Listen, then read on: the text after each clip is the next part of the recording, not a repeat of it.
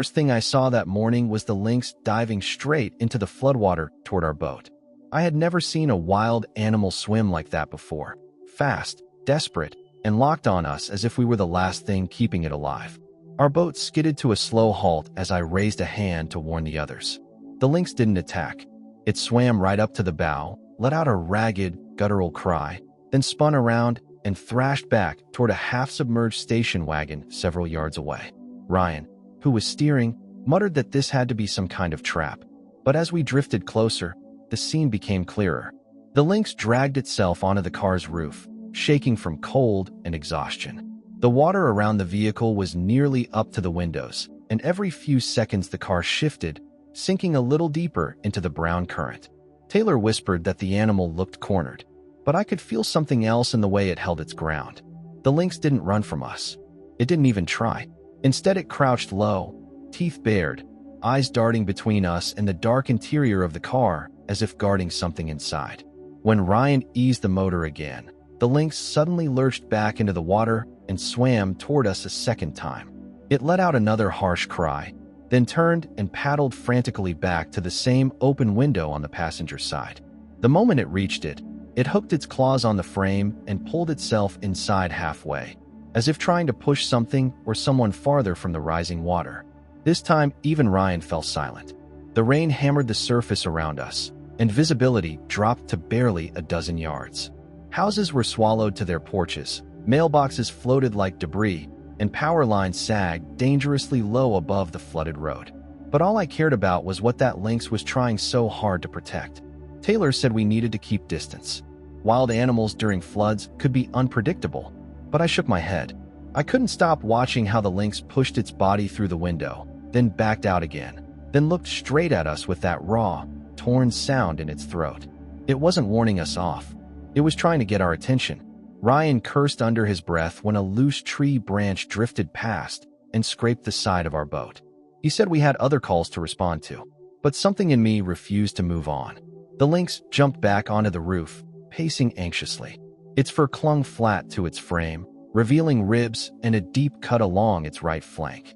Yet it didn't retreat. It stayed planted on that sinking car like nothing else in the world mattered.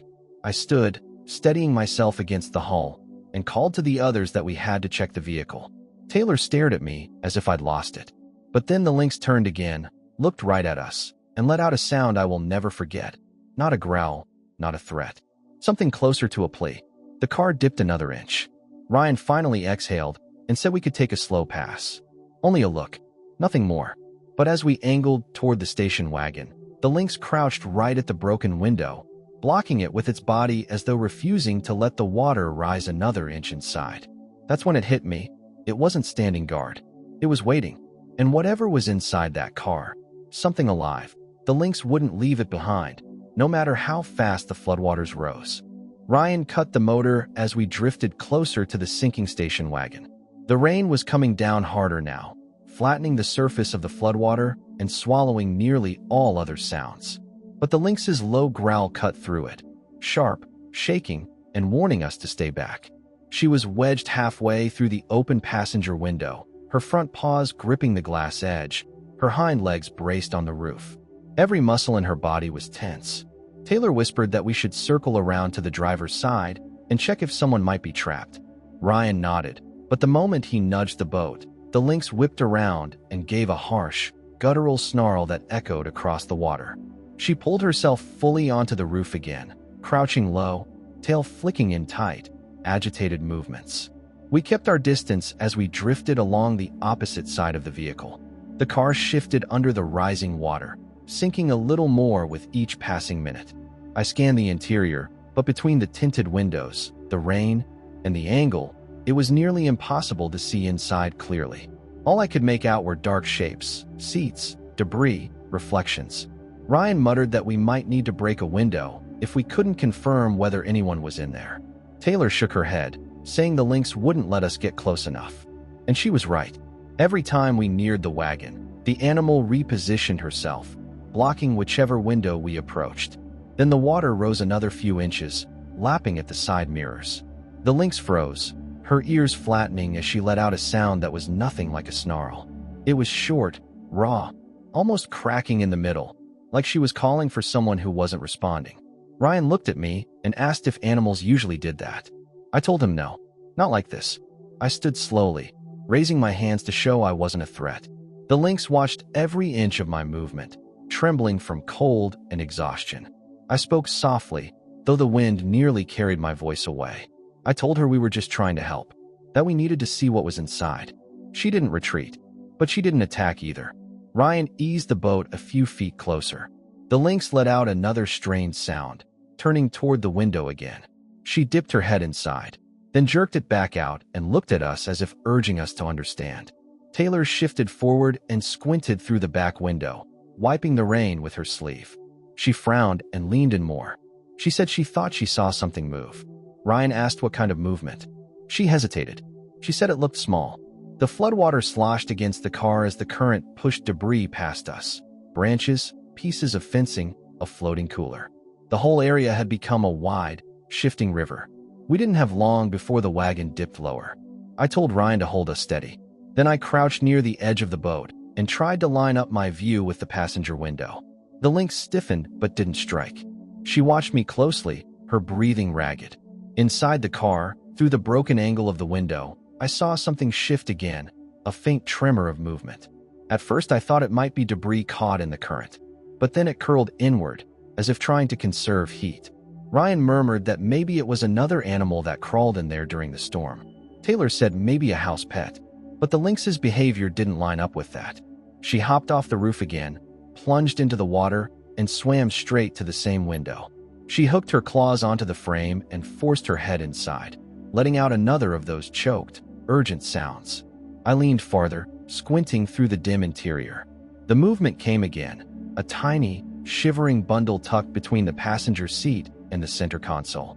My breath caught. I still couldn't see the shape clearly. The rain distorted everything. The water sloshed inside the car with every slight shift. But whatever that bundle was, it was alive. And the lynx was doing everything she could to keep it that way. Ryan wiped the rain from his forehead and said we were out of time. The wagon had sunk another few inches, and the water inside the cabin was nearly up to the center console. Whatever was curled in that dark corner wouldn't last much longer. We all knew it. Taylor suggested breaking the rear side window, since the lynx guarded the passenger side too fiercely. Ryan hesitated, watching the animal cling to the frame again, her body shaking. But when I stepped closer, kneeling at the edge of the boat and speaking softly to her, something changed. The lynx didn't growl.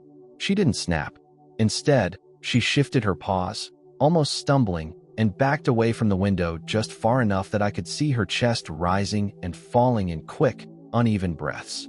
She looked at me, ears low, rain dripping from her whiskers, and for a moment it felt like she understood what we were trying to do. I told Ryan to move around to the rear side window. He nodded and motioned for Taylor to get the rescue hammer. She braced herself at the back corner of the boat, while Ryan kept us as steady as the current allowed. The lynx watched all of it. Her gaze flicked from me to Taylor, then back to the window she had been guarding. She didn't leave the car, but she didn't interfere.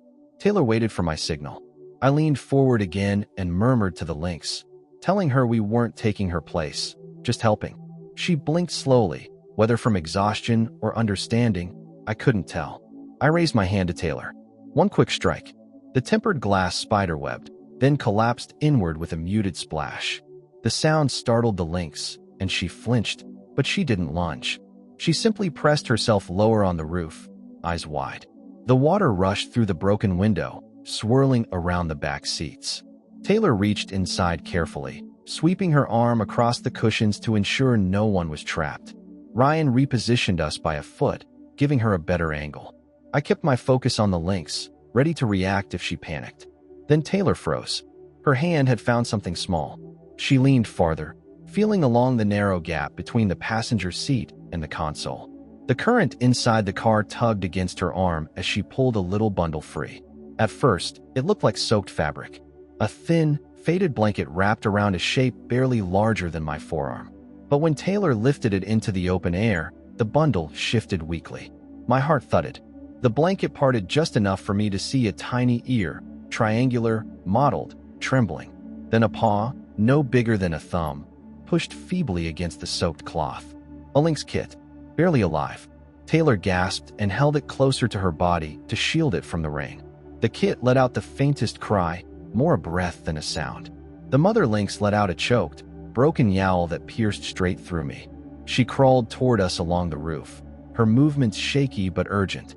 Ryan muttered that we had to go now. The water was rising fast, swirling into the car and pulling debris toward the open window.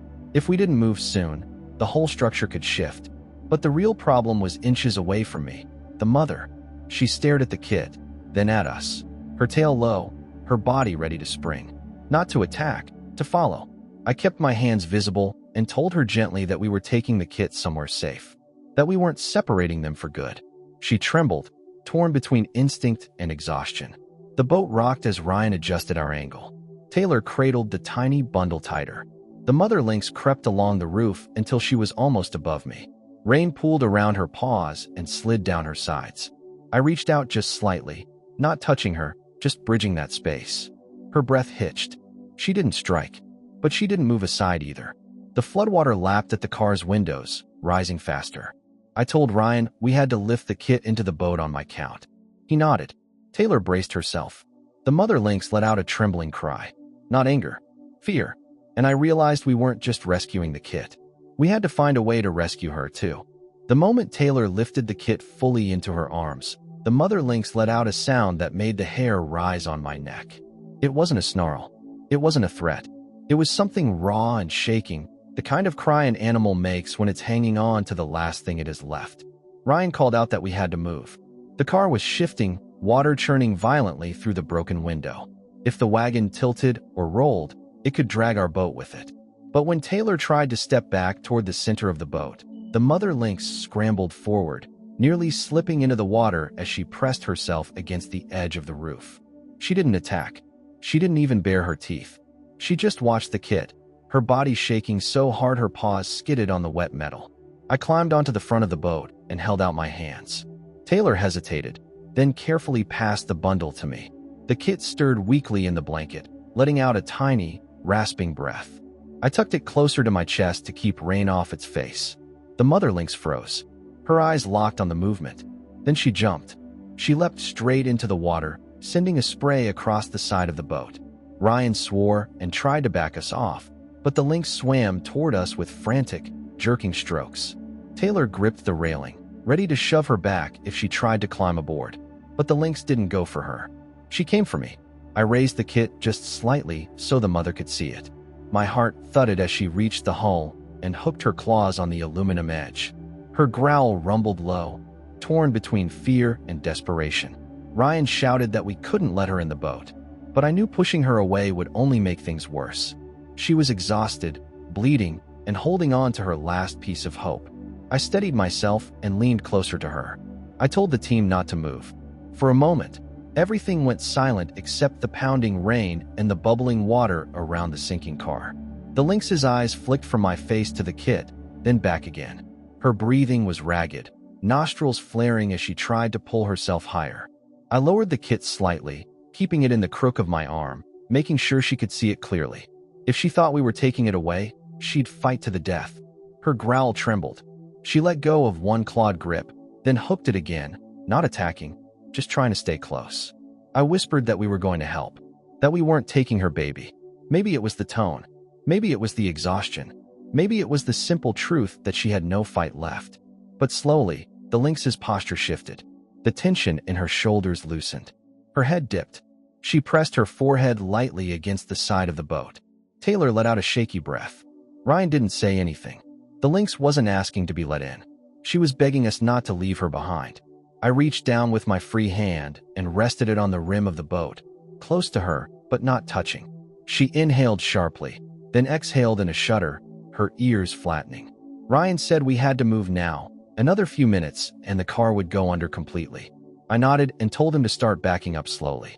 But when the boat drifted away from the wagon, the lynx pushed off and followed, paddling hard despite how weak she was. She stayed beside us, close enough that I could hear her strained breaths over the rain. Every few seconds, she glanced up at the kid in my arms, then kept swimming. Taylor whispered that she wasn't going to stop.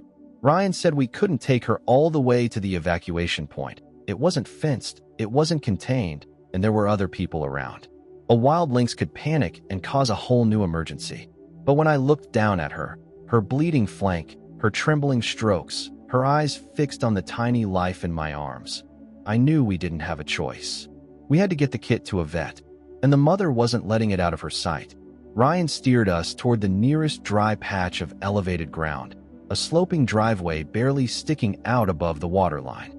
It wasn't ideal, but it was the closest place where we could meet animal control and the wildlife rehab team. As the boat approached the rise, the lynx slowed, treading water, unsure of what we were doing. I stepped to the side of the boat and held the kit out just enough for her to see it again. She whimpered, an exhausted, trembling sound, and pressed her head against the hull one more time. Then she swam after us, all the way to shore. A week passed before I finally allowed myself to breathe. The storms moved east, the floodwaters receded, and the town slowly pieced itself back together. But the thing I thought about most wasn't the wrecked houses or the washed-out roads. It was the little lynx kit lying in an incubator at the Wildlife Rehab Center. The vets had worked nonstop the first 48 hours. Severe hypothermia, dehydration, and a lung infection from the floodwater. They told me bluntly that the kit had survived by a margin so thin it scared them to think about it. And still, every time they checked him, he fought. Weakly, quietly, but with a spark that matched his mother's determination. By the 7th day, he finally opened his eyes.